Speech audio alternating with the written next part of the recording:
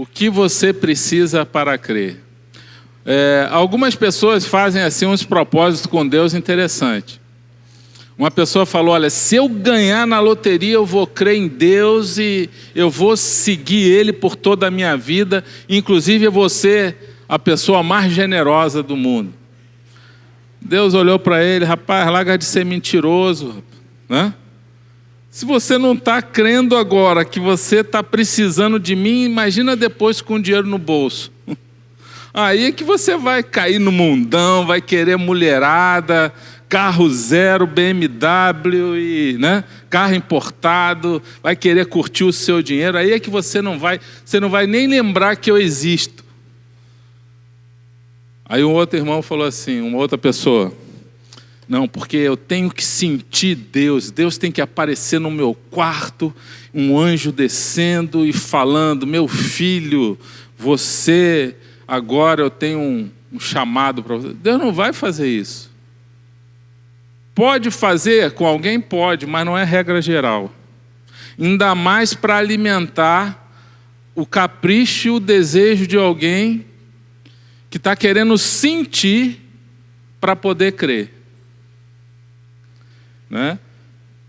Então a gente já viu muitas coisas interessantes, por exemplo, se Deus me curar, eu vou entregar minha vida para Jesus. Aí Deus pergunta para ele, mas por que você não entrega agora? Por que você já não entrega?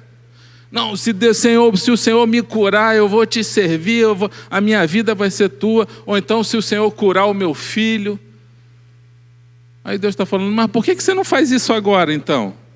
Quer que eu cure primeiro, para depois você fazer o que tem que fazer? Muitas vezes as pessoas colocam condições. E a gente sabe que em alguns momentos, experiências fortes levam as pessoas a crerem. Mas não deve ser uma condição. Nós vamos ver a experiência de um homem aqui, que ele teve que ver algumas coisas para poder crer. Só depois que ele viu tudo aquilo, que ele chegou à conclusão e falou, verdadeiramente ele era o Filho de Deus. Então o objetivo dessa mensagem é você que está aqui, no final dessa mensagem, chegar à conclusão também como ele chegou. Verdadeiramente Jesus é o Filho de Deus. Então, abra sua Bíblia aí em Mateus 27, 41. Mateus 27, 41.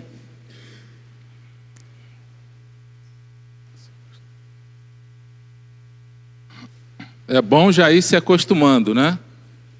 Trazer a Bíblia. Tem que ir acompanhando na Bíblia, sabe por quê? Quando você acompanha na Bíblia, você marca ali. Bíblia foi feita para arriscar.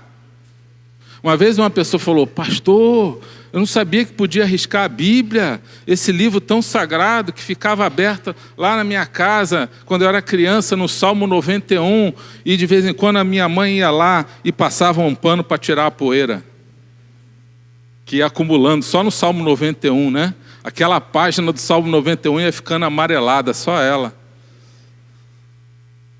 E é um salmo fantástico realmente. Mas Deus não quer essa palavra de enfeite. Deus quer essa palavra habitando nos nossos corações, amém? Você crê nisso? Então a Bíblia tem que, quando você vier para o culto, você tem que trazer a palavra de Deus. Seja aí no seu celular, seja a palavra escrita, né, impressa. As editoras estão até falindo, né? Essa semana faliu uma editora grande no Brasil porque o pessoal não está querendo mais nada impresso, é tudo digital, né? É mais fácil de carregar, mais fácil de ler, a gente aumenta, a gente começa a ficar mais velho, enxerga com mais dificuldade, aumenta a letra, fica uma palavra por tela, né? Aí vai passando assim, você demora mais a ler, mas você enxerga, né? Aqui não dá, ó, tem que ficar trocando óculos, o cara já está com 10 graus e está, né, no óculos ali e muitas vezes não resolve. Mas, independente de qualquer coisa, o importante é você estar com a sua palavra para você ter acesso a ela. Mateus 27, vamos ler aqui a partir do 41. Da mesma forma, os chefes dos sacerdotes, os mestres da lei, os líderes religiosos, zombavam dele, dizendo... Zombavam de quem? De Jesus. Dizendo, salvou os outros, mas não é capaz de salvar a si mesmo. E é o rei de Israel. Desça agora da cruz e creremos nele. Olha só, colocando condição. Igual alguns fazem, né? Desça da cruz agora, você não é Deus, você não é o cara, filho de Deus, rei dos judeus. Desça da cruz aí, a gente vai crer em você. E houve trevas sobre toda a terra, do meio-dia... Pulamos agora para o 45, para ir mais rápido. Houve trevas sobre toda a terra, do meio-dia às 3 horas da tarde. 3 horas de escuridão. 50 agora. Depois de ter bradado novamente em alta voz, Jesus entregou o Espírito, ou seja, ele morreu. Naquele momento, o véu do santuário rasgou-se em 2 partes, de alto a baixo. A terra tremeu e as rochas se partiram. Olha o que aconteceu ali no ato da crucificação de Jesus, na hora que ele morreu na cruz.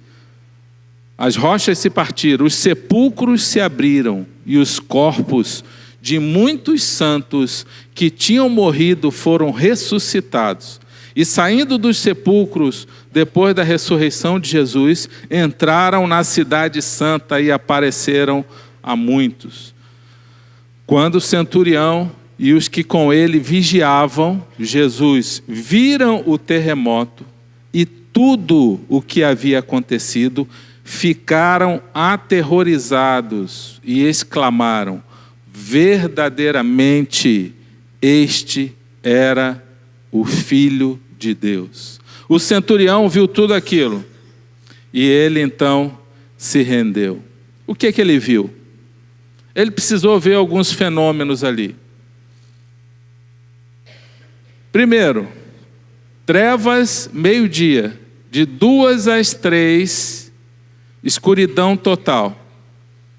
Jesus estava querendo trazer ali algumas mensagens com tudo isso. Porque Ele é o Senhor da natureza, Ele tem domínio sobre tudo. Outra coisa que aconteceu na sequência, o véu do templo se rasgou em 2 partes, do alto a baixo. Se rasgou, abriu esse véu do templo, lá o templo em Jerusalém, onde Deus habitava ali no Velho Testamento, no Santo dos Santos. O templo tinha 3 compartimentos: o átrio, que era onde matava o animal para o sacrifício; o santo lugar, onde tinha ali o pão, tá? Onde os sacerdotes entravam, e ali era o lugar das orações, onde tinha o incenso, os pães da proposição. Então, esse era o santo lugar. Depois tinha um lugar onde estava a arca, que era o Santo dos Santos, ou lugar santíssimo. A arca, que o pessoal está atrás dela até hoje, Deus não deixa achar. Sabe por que Deus não deixa achar a arca? Porque senão o pessoal vai idolatrar a arca. E isso é coisa do Velho Testamento. Não é mais. Se alguém achar essa arca, vão querer idolatrar ela, como se ela fosse, né, milagrosa. Isso aí é coisa da velha aliança. Quando Jesus veio, ficou tudo para trás. Isso aí agora não serve mais, a não ser como ensino, história, para aprender algumas coisas. Agora Jesus é o Senhor de tudo isso, Ele é o tutor da lei, que a Bíblia diz. Ele é o Cordeiro, Ele é o tabernáculo e Ele é o sumo sacerdote. Nesse santo, nesse santo lugar, ou lugar santíssimo, nesse Santo dos Santos, ali entrava o sumo sacerdote uma vez por ano para fazer a expiação de pecados. Tinha que aspergir o sangue do animal que foi morto sobre a arca, e uma vez por ano o sumo sacerdote entrava ali e pedia perdão pelos pecados do povo. Isso é o que está no Velho Testamento, e no livro de Hebreus conta tudo isso, e dizendo que isso aí agora não serve mais. Gálatas também fala isso, né? E quando Jesus veio, agora ele é o Cordeiro que foi sacrificado. Quando Jesus morreu na cruz, o véu que separava o santo lugar do lugar santíssimo onde estava a arca, ele se rasgou de alto a baixo. Era um tecido grosso. Lá no livro de Êxodo explica as cores desse tecido, a medida e tudo. Então, rasgou. Deus estava querendo dizer o seguinte: agora não precisa mais sumo sacerdote, agora vocês não estão mais separados de mim, agora Jesus é o acesso, vocês têm acesso a mim através de Cristo, da fé em Cristo. Foi por isso que Deus rasgou o véu do templo. E no livro de Hebreus fala isso, ó. Hebreus 10, 19. Portanto, irmãos, temos plena confiança para entrar no Santo dos Santos pelo sangue de Jesus, por um novo e vivo caminho que ele nos abriu por meio do véu, isto é, do seu corpo, do seu sangue. A própria Bíblia explica por que Jesus, quando morreu, o véu do templo foi rasgado de alto a baixo. O que acontece mais aí também? Terremoto, rochas se partiram. Quando Jesus entra na vida da pessoa, faz um terremoto mesmo, muitas vezes. Ele estava querendo comunicar isso aí. E muitos vão crer por causa desse terremoto. Muitas pessoas vão precisar de um terremoto, de uma tempestade, para poder crer em Jesus. Na hora da dificuldade, ela vai clamar, ela vai pedir. E o que aconteceu mais ainda? Sepulcros se abriram e corpos de santos ressuscitaram. Entraram na cidade, pessoas que morreram, ressuscitaram, começaram a andar em Jerusalém. Que loucura deve ter sido aquilo. Você vê uma pessoa que morreu, de repente ela está andando lá, e muitos viram, isso aconteceu, né? Relatado aqui no livro de Mateus, sobre isso aí. E quando o centurião, ele viu, ao mesmo tempo ele não viu que o véu do templo se rasgou, porque ele não estava lá no templo, mas ele viu escuridão, ele viu o terremoto, e ele viu porque Jerusalém era uma cidade pequena, e é pequena até hoje. Se você for ver lá a antiga Jerusalém, que ela é toda cercada pela muralha, é pequeno. Jesus foi crucificado fora da cidade, tem lá um morro onde ele foi crucificado, mas é bem pertinho das muralhas ali.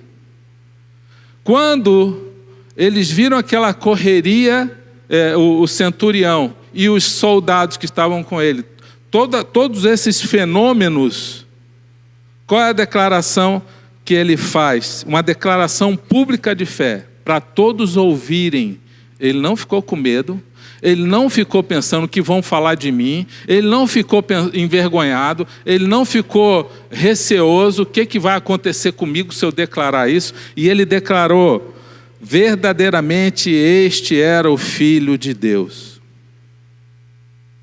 A declaração dele, mas ele precisou ver algumas coisas. Será que você está precisando ver algumas coisas?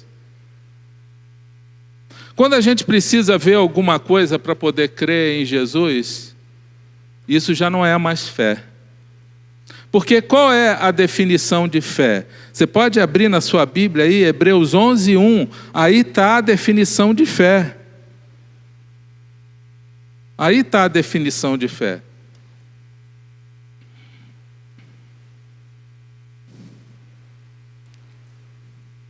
Fé é a certeza daquilo que eu espero e a prova daquilo que eu não vejo. Se eu preciso ver, já não é mais fé. Se eu preciso sentir, já não é mais fé. Às vezes a pessoa vem no culto e fica pensando assim, eu quero sentir. Mas onde é que está na Bíblia escrito que a gente tem que sentir? Nós temos que decidir. Fé é uma escolha, é uma decisão a partir do conhecimento, da informação que você tem. Então hoje você está tendo alguma informação e o propósito dessa informação é gerar em você fé. O conhecimento gera fé. Romanos 10:17 diz que a palavra de Deus, a fé, vem pelo conhecimento dela, conhecimento da palavra, o conhecer, o ouvir da palavra de Cristo.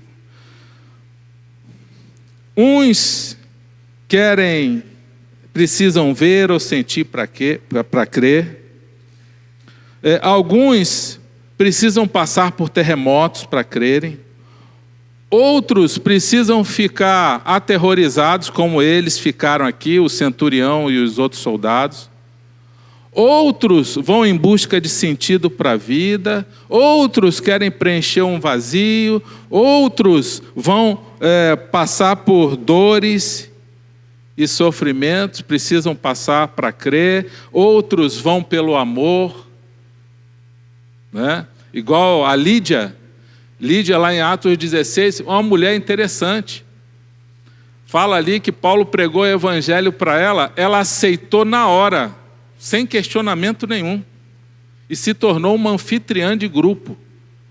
Paulo começou a fazer reunião na casa dela, algumas reuniões. Ela ofereceu a casa dela, na mesma hora que ela aceitou a Cristo ali em Atos 16, sem precisar sentir, sem muita pergunta, sem ver nenhum milagre, ela aceita a Cristo prontamente, diz a Bíblia. Alguns vão aceitar assim, outros vão precisar ganhar uma sacudida, vão precisar de uma tempestade. Por isso que Jesus levou os discípulos para o meio da tempestade 2 vezes. A primeira vez, você lembra, ali em Mateus 8, quando Jesus dormindo na polpa do barco, Jesus falou, vamos atravessar para o outro lado do Mar da Galileia, ou o Lago de Genezaré, a mesma coisa. Jesus levou ele para lá, no meio do caminho, e ele estava indo encontrar o endemoniado gadareno. No meio do caminho, ali no Mar da Galileia, uma tempestade terrível, e Jesus dormindo no barco, e os discípulos desesperados.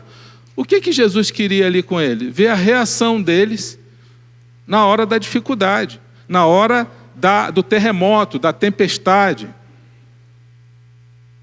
Qual é a nossa reação na hora da dificuldade? A gente fica reclamando, murmurando, a gente desiste de Deus, a gente pensa assim, Deus não me ama, Deus, o Senhor não está nem aí para mim. Sabe qual foi a reação dos discípulos?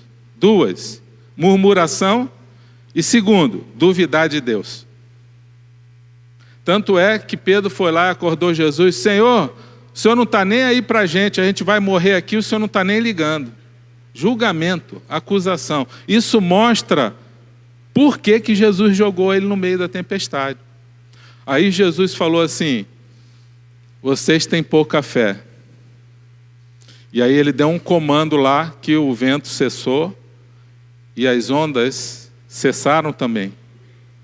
Aí eles perguntam assim, quem é este que até o mar e as ondas lhes obedecem? Percebam que ele não declara, este é verdadeiramente o Filho de Deus. Ele está perguntando, quem é esse? Eles não tinham certeza de nada ainda. Eles estavam precisando passar por experiências difíceis para poder crer em Deus. Olha, meu irmão, que você não precise passar por isso. Por uma dor, por uma tempestade. Se renda a Jesus, faça igual a Lídia. Se renda a Jesus, fala, já encontrou a verdade, é isso, eu quero para a minha vida, Jesus transforma a minha vida. E tiveram que ir para outra tempestade. Jesus, depois da multiplicação dos pães, Jesus falou, agora vocês vão lá para o mar da Galileia. De novo, agora em Mateus 14. Antes foi em Mateus 8. Agora Mateus 14. Jesus joga eles de novo no meio do mar. Jesus, depois da multiplicação dos pães, foi para o monte orar e falou para eles, agora vocês vão atravessar o mar. Jesus está lá orando e ele falou, pai, manda mais uma tempestadezinha para lá para eles. É assim que Deus faz com a gente. A gente ri, mas é verdade, é assim mesmo. Por quê? Porque Deus quer ver a nossa reação diante das dificuldades. Se a gente quer seguir a Deus, só para a gente não ter problema e não ter tempestade nenhuma. Aí o mundo todo vai querer também. O mundo vai querer. Quem não quer Deus para não ter problema nenhum? Eu não vou ter tempestade, eu não vou ter enfermidade, eu não vou ter problema financeiro, eu não vou ter briga em família, eu não vou ter problema com filho, eu não vou ter doença, eu não vou ter trabalho sempre, dinheiro no bolso. Ah, eu quero esse Deus. Todo mundo ia querer. Mas Deus vai testar, meu irmão, a sua fé e o seu amor a Ele. Essa é uma realidade bíblica que a gente vê. Claro que Deus quer nos abençoar como filhos, mas Ele não quer nos tornar filhos mimados, que não pode passar nenhum problema. Então, alguns vão precisar passar pela dificuldade para se tornar também mais casca grossa. Casca grossa, né? Você já viu um coco cair no chão? O que acontece com ele? Hein? Nada. Cai no chão. Tem gente que joga até bola com coco, né? Chuta. Né? Agora, você já viu uma jaca madura cair no chão? Um caqui mole. Aqui quase não tem caqui mole. Lá no Rio de Janeiro tem uns caqui mole. Assim, que, se cair no chão, já era. Ele espalha tudo, né? Estragou tudo. Não pode ter um amassadinho, molinho assim, né? Deus quer que a gente seja mais casca grossa. Não, Senhor, eu vou te seguir, mas eu não quero ter problema nenhum. Dá teu jeito aí. Eu não quero ter problema, não quero ter aborrecimento, eu quero ter sempre meu trabalho, dinheiro no bolso, carro andando. Inclusive o carro não pode dar nenhum problema. Cuida aí, Senhor. E quando eu chegar num estacionamento, eu quero uma vaga para mim. Eu já vou sair daqui orando. O Senhor prepara lá, dá um jeito, que eu não quero pagar estacionamento, né? Deus não quer pessoas mimadas. Embora em alguns momentos a gente sinta que Ele faz um mimo com os seus filhos. Ele vai deixar a gente passar algum sufoco, alguma experiência difícil. Mas, na verdade, Deus quer que a gente obedeça, que a gente entregue a vida deles, a nossa vida, por amor a Ele. Jesus teve que mandar uma segunda tempestade. E nessa segunda tempestade, eles se renderam. Ou pelo menos parte deles. Quando Jesus estava lá orando, lá no monte, e eles lá no meio da tempestade, de novo em Mateus 14, Jesus vem andando, encontrar com eles, andando sobre as águas. Lembra dessa passagem? Sim? Quem é que lembra aí? E eles pensam que é um fantasma e eles ficam apavorados, aterrorizados, diz a Bíblia. De novo, tendo que ficar aterrorizado. Para poder sentir necessidade de Deus. Olha, meu irmão, Deus não quer que você fique aterrorizado. Não espere ficar aterrorizado para reconhecer que Jesus é o Senhor, não. Que Ele é o Filho de Deus. A Bíblia diz que eles ficaram aterrorizados, gritando. Imagina um monte de homem gritando. Homem normalmente não grita. Se tivesse só mulher naquele barco, ia ser uma gritaria só, né? Agora, não tinha para onde correr, o fantasma está vindo, ondas altas, vento entrando água e um monte de homem gritando. Como é que é homem gritando? Quase não vejo homem gritando. De medo, né? Porque o homem quer mostrar o quê? Que ele é corajoso, ele está quase se borrando nas calças. Mas eu gritar... O cara tem até um ataque do coração, mas ele normalmente não grita, mas aqueles discípulos gritaram. Gritaram de medo. E Jesus falou, calma, sou eu que estou aqui. Aí Pedro falou, é o Senhor? Então fala para eu encontrar contigo, Senhor, também andando sobre as águas.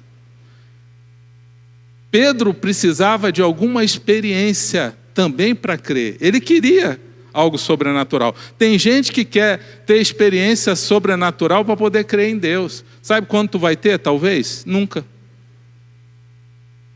Essa é a verdade. Eu queria que acontecesse algo, eu queria sentir algo. Deus está falando, eu não falei que você tem que sentir, eu falei que você tem que decidir pela fé. Fé é certeza daquilo que espera, prova daquilo que você não vê. Se você precisa ver, já não é mais fé. Pedro falou, Senhor, eu vou contigo. A Bíblia diz que ele chegou a andar nas águas. Ele começou a andar nas águas. Mas aí diz ali que ele se preocupou com o vento, ficou receoso com o vento, reparou no vento e afundou. E Jesus foi lá e socorreu ele. Jesus queria ensinar algumas coisas importantes. Primeiro, quando a gente está indo ao encontro de Jesus, a gente vai ter dificuldade. A gente vai ter tempestade. Não vai ser moleza, não. A gente não pode focar nas dificuldades. Pedro focou no vento. Nós vamos ter oposição, nós vamos ter obstáculo. E ele focou no vento. Se você focar no obstáculo, você não chega até o final. Era isso que Jesus quis ensinar ali. E ele socorreu Pedro e os dois entraram no barco. Quando eles entraram no barco, todos eles declararam assim, verdadeiramente este é o Filho de Deus. Antes eles perguntaram, quem é esse que até o vento e o mar lhes obedece?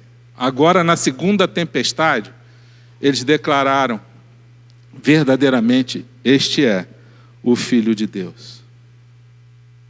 Tem gente que precisa passar por duas tempestades. Tem gente que quer passar por experiência para poder crer. O carcereiro, lá em Atos 16, ele passou por uma experiência, ele viu o terremoto, ele viu a cela se abrindo, os presos querendo fugir. Paulo falou para ele, olha, não se mate, fique tranquilo, porque ele ia se matar. Porque ele já sabia que ele ia morrer. Deixou o preso fugir, vai morrer. Era assim a lei romana. E ele já ia se matar, Paulo falou, nós não vamos fugir. Essa experiência tocou o coração dele. E ele falou, o que eu preciso para ser salvo? E Paulo falou, crê no Senhor Jesus, será salvo tu e a tua casa. Alguns precisam de uma experiência a mais, mas isso não pode ser regra geral. Nós precisamos crer por aquilo que Jesus fez na cruz do Calvário. Não fique esperando uma experiência, porque isso já não é fé. O próprio Tomé, ali em João capítulo 20, duvidou, ele não creu. E ele disse, Jesus já tinha aparecido a todos os outros discípulos, só não tinha aparecido para ele ainda. E ele falou assim, para eu crer nessa história, eu tenho que não só ver a marca dos cravos, mas eu também preciso tocar. Tem gente que está querendo crer em Deus baseado nos sentidos. E isso não funciona com Deus. E aí Jesus aparece de novo para todos os discípulos e Tomé estava ali. E Jesus diz para ele: Tomé, vem aqui. Você duvidou? Né? Você falou que precisava não só ver, mas tocar. Vem aqui, toque aqui. E Tomé, quando foi lá, viu a marca dos cravos, tocou. Jesus falou para ele tocar. E ele se prostrou e adorou o Senhor e falou: Senhor Deus, Deus meu. Ele declara ali. Mas isso, meu irmão, não é regra geral. Foi uma experiência que Deus deu para Tomé, os discípulos, porque ele queria muito, ele andou com Jesus, ele viu tudo. Olha, ele viu Lázaro sendo ressuscitado, ele viu multiplicação de pães, ele viu curas, ele viu de tudo que Jesus fez, mas nada disso adiantou. O próprio Pedro está pensando que ele se converteu depois? Não se converteu, não. Como é que eu sei que Pedro não se converteu nas 2 tempestades que ele passou? Ele viu tudo aquilo, ele viu Pedro andando sobre Jesus andando sobre as águas, ele viu tudo, multiplicação de pães, ressurreição de Lázaro, ele viu curas, expulsão de demônio. Não se converteu. Coração duro. Uma vez eu fui orar por uma pessoa endemoniada. Uma luta para tirar aquele demônio daquela pessoa, um tempão ali, e estava com mais outro irmão, e a gente orando por ele, e o demônio saiu da pessoa lá, depois de 1 hora a gente lá orando, e eu pensei, agora eu vou pregar o evangelho para ele, ele vai aceitar. E ele acordou, ele ficou meio assim, o que aconteceu? Porque a pessoa não lembra o que aconteceu. O que aconteceu? Eu falei: olha, você estava com um demônio em você. Demônio? Eu falei: você estava com um espírito maligno e a gente estava aqui orando, mas o espírito maligno saiu e você precisa de Jesus Cristo como seu Senhor e Salvador, porque a Bíblia diz que aquele que nasceram de novo em Cristo, o maligno não pode tocar, e você só vai se libertar desse demônio se Jesus entrar na sua vida. Porque a Bíblia diz que se você não aceitar Jesus, ele vai voltar com mais 7 piores. Porque ele vai encontrar a casa vazia. Sabe qual foi a resposta dele? Eu falei: você quer entregar sua vida a Jesus? Aí ele falou assim: você tem um cigarro para me arrumar? Quase que eu enforquei ele. 1 hora eu suado com outro irmão lá, 1 hora ali. E ele: tem um cigarro para me arrumar? Quase que eu peguei: traz um cigarro, que ele vai comer esse cigarro aqui. Eu falei: rapaz, a gente está aqui pregando a Cristo, você, em vez de Jesus, você quer um cigarro? Olha, esse demônio vai voltar para escravizar a tua vida. Pouco tempo depois, eu vi esse homem alcoolizado andando pela rua. Voltou pior. E Deus me mostrou.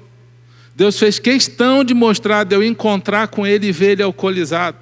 Falando: olha aí, ele não quis, ele não me quis. A Bíblia diz que ele volta, os demônios voltam piores, com mais, porque a casa está vazia, ele volta com mais 7 piores. Pedro viu tudo aquilo e não se converteu ainda. Sabe por que ele não se converteu?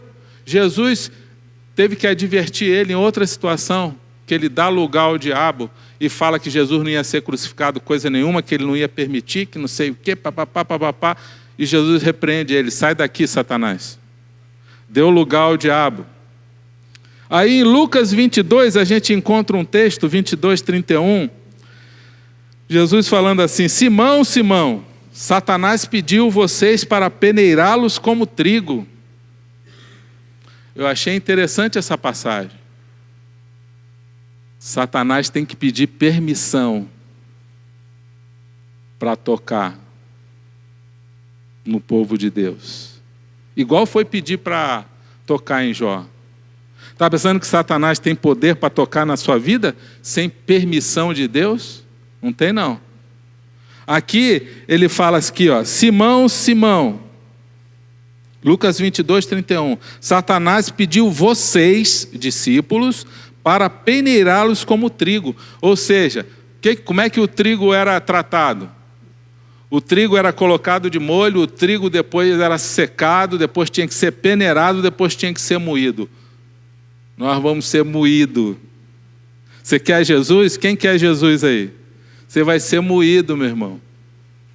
Eu estou sendo moído até hoje. Quase 30 anos moído, eu estou quase igual pó. Trigo. Sempre tem uma coisa, e Deus vai quebrando todas as nossas estruturas de orgulho. Você quer Jesus? É assim. Mas Deus permite, Deus dá um limite para o nosso crescimento. A não ser que você queira viver no pecado mesmo, aí abre brecha para o diabo, fala ali em Efésios 4, dar lugar ao diabo, aí o diabo vem e até entrar na vida da pessoa totalmente, e possuir ela. É isso que o diabo quer, e levar essa pessoa para o inferno junto com ele, porque ele sabe para onde ele vai. Esse é o propósito final dele. E aí ele diz assim, olha, mas eu orei por você, para que a sua fé não desfaleça.